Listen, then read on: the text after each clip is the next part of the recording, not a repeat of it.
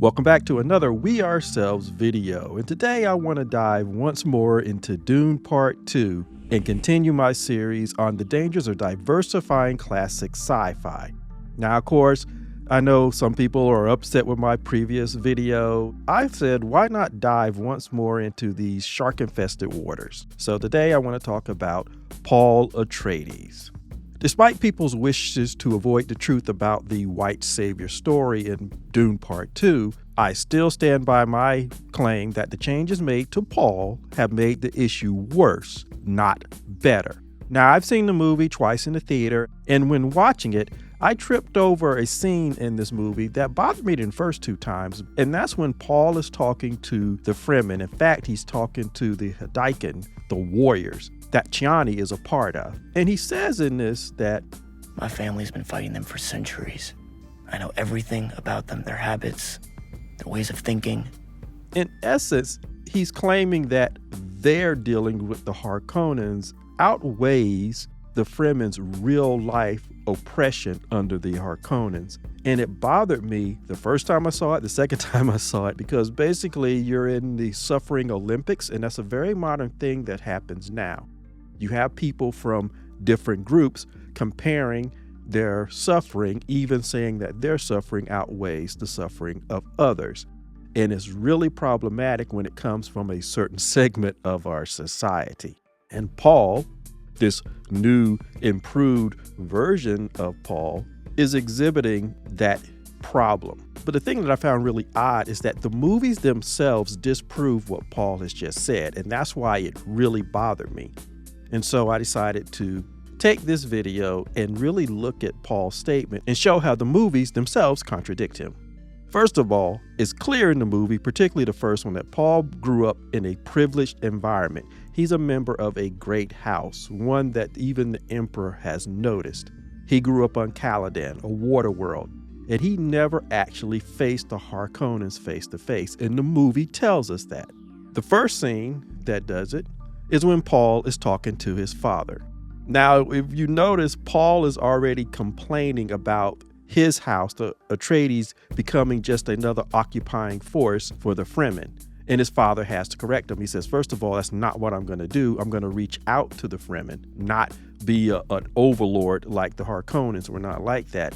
And second of all, he had to explain that this was a very tense political situation that they were in, indicating that Paul really didn't know what the hell was going on. And I just want to point out that him complaining that they're just going to be like the Harkonnens is really what we call today virtue signaling. Because even though he's saying that, and the movie wants you to feel like his heart is in the right place, which is something that I said in my last video, we know that at the end of the day, Paul takes the rings of power and he holds on to that power.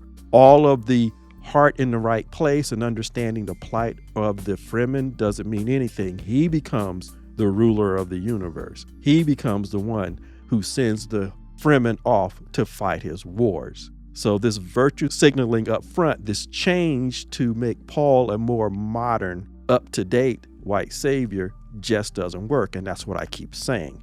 But anyway, clearly in this scene, Paul doesn't know what's going on, and his father has to break it down to him and, by extension, to the audience. But it doesn't stop there. Later on, Gurney Halleck, or I like to still call him Thanos, has to explain the situation to Paul also. Again, Paul has never faced a Harkonnen. He's never fought them. And Thanos has to tell him, "In your eyes, I need to see it in your eyes. You never met Harkonnens before. I have. They're not human, they're brutal." So clearly, this person doesn't know how the Harkonnen thinks. He doesn't know how they operate. He doesn't know anything about them because he's never had to face them. I just want to cut in here and just add something. When I did this original recording, I didn't have a chance to have my own personal copy of Dune Part 2 to double check this. But after I did the recording, I was able to double check. And so I just want to add here that Paul has fought with the Fremen at least one time. We have that very nice action scene. I won't deny it. It's a very nice action scene in which he goes out on an ambush of the Harkonnen spicing operations with Chani and the other Fremen. So he has fought with them once by the time we get to this scene, because this is also the scene where they're going to give him his name. For some reason, I was thinking that those two things were different scenes, but they're all one scene. But having said that, it just proves my point. Paul is having to follow the Fremen tactics of ambushing the Harkonnens. And even there, in his privileged arrogance, he's trying to mansplain. Can we say that? He's trying to mansplain to Chani, a seasoned Fremen fighter, somebody who's been fighting the Harkonnens literally her entire life. He's trying to mansplain to her how to do something, and she has to look at him and say, I know that. What do you think I'm trying to do? So it just proves my point that Paul, even though looking at his comment, it also comes off as a little bragging, there's still that arrogance there, and my original point applies. So I just wanted to add that in there. And here's the curious thing. All the people who had faced him, at this point in the second movie when he's making this speech to the actual people who've actually fought the Harkonnens, first of all, the people who had faced the Harkonnens were all dead. You had Gurney Halleck, who's presumed dead at this point in the movie, and he hasn't come back yet. Second of all, you had Duncan Idaho, who fought the Harkonnen, who fought the Sagikar, and he's dead. And a person who wouldn't know their tactics, and that was his purpose in helping his Duke, was the Mentat Thrufor Howard. And I want to pause here and say thank you to the YouTube channel Secrets of Dune. They've done a magnificent job of covering the Dune movies as well as the written material.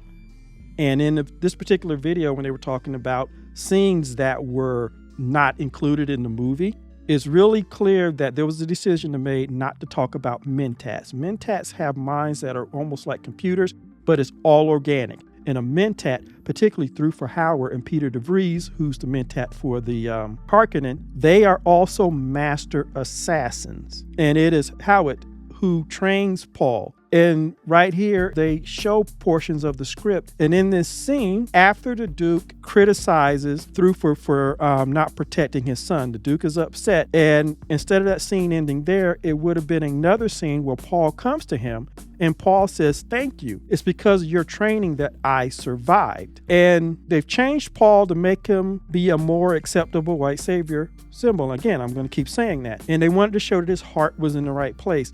This scene would have done that.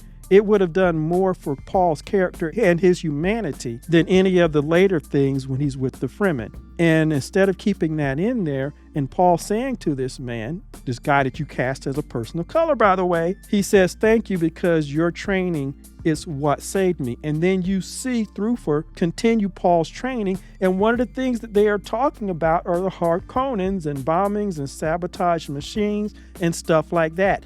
This very scene, which couldn't have taken more than 40 seconds in a 2.5 hour damn movie, this scene would have undergirded what Paul says later to the Fremen, so that he doesn't sound like he's a bragging lost boy in the desert, as he was called in the first movie. But it's this type of decision not to include something which you wrote in the script. By not including that, it was an oversight on his part, and I'm going to say it, and I'm going to continue saying it, because it undercut what Paul says later. He comes off as somebody who's bragging, and if you just go by what you're presented in the actual movie, he doesn't know what he's talking about. He doesn't know the Harkonnens because you've never allowed for him actually studying their tactics. This scene took care of that, but they took it out, and that's my whole point. And that's why that scene bugs me, because just going by what you're seeing in these two movies, Paul doesn't know the Harkonnens that way. In fact, the Fremen know more about how they operate on Arrakis or Dune than Paul does at that point.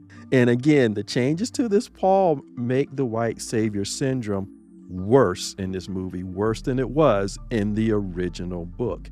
And I just want to note here, when you're talking about fighting, Duncan Idaho, a person who fought Sagikar, and you see it in the movie, he says it, and a person who had to face the Fremen that was sent to kill him, and he says, I've never come so close to dying.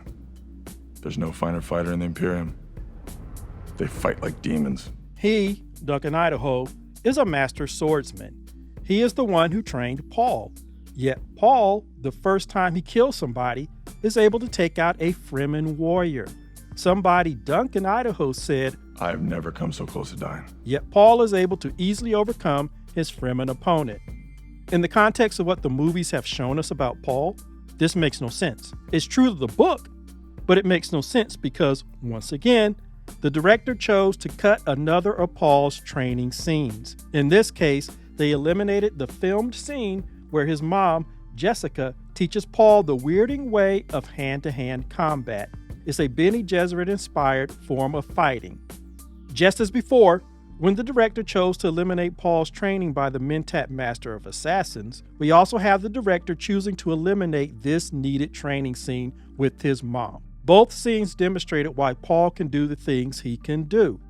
And you left in Stelgar's comment about Jessica being a weirding woman when she overcomes his attack. But the needed context and deeper meaning is lost on the casual viewer because of all the scenes that ended up on the cutting room floor.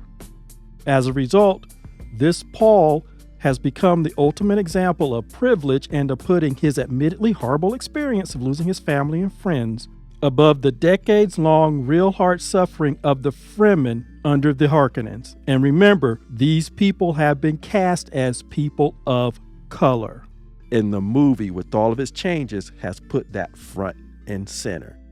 So again, it just shows that when you take a story that was never intended to be casted this way because of all the visual problems and story problems that you are introducing, this is what happens when you try to change a classic piece of sci-fi and diversify it and put all of these modern day sensibilities and stuff in. This is the problem that happens. You're better off just doing an original movie and story that can incorporate those things. You can wrap it in all this high production value, top of the line music, special effects. Paul Atreides, this version of him, he is even more of a spoiled, rich boy. So anyway, that's my second dive into, like I said, these shark-infested waters, because there are a lot of people who have their feelings about this book. I've been reading these books for a long time myself, and that's why I'm saying, as a black man, what they're doing now is just making the whole thing worse, not better. So anyway, those are my comments. Like, subscribe, and I will see you in the next video.